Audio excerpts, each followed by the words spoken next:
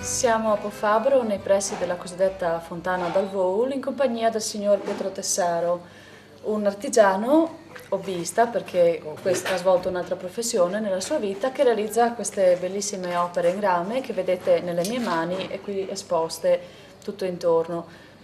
Come ha cominciato lei a fare questi lavori? Ha imparato da qualcuno? Sono autodidatta, ho imparato guardando i lavori già fatti sulle pignate che usavano una volta a fare degli ornamenti, sulle pignate di rame, i disegni fatti su casseruole, addirittura un colpo di cannone, un bosso di colpo di cannone lavorato, e così ho provato ho incominciato a fare qualcosa.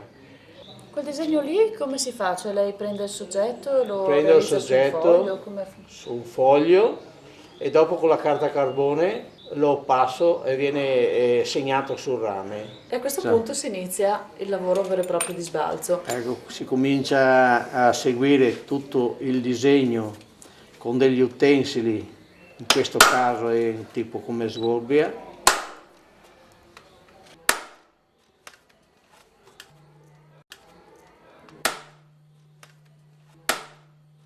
Ecco, così si procede fino a ultimare i lavori.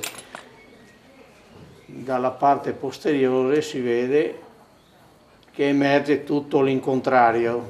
Passato tutti i segni si arriva a questo punto, i due cerchi, uno si batte di qua e uno si batte di qua, e allora si arriva a piegare e a dare la forma del piatto. Si ottiene il rilievo. Il rilievo del piatto.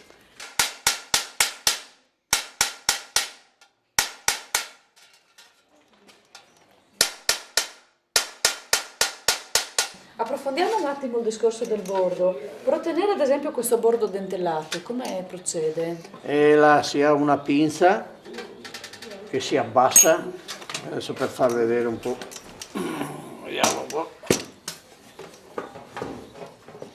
Allora, se io do da questa parte così e da questa parte lo piego così,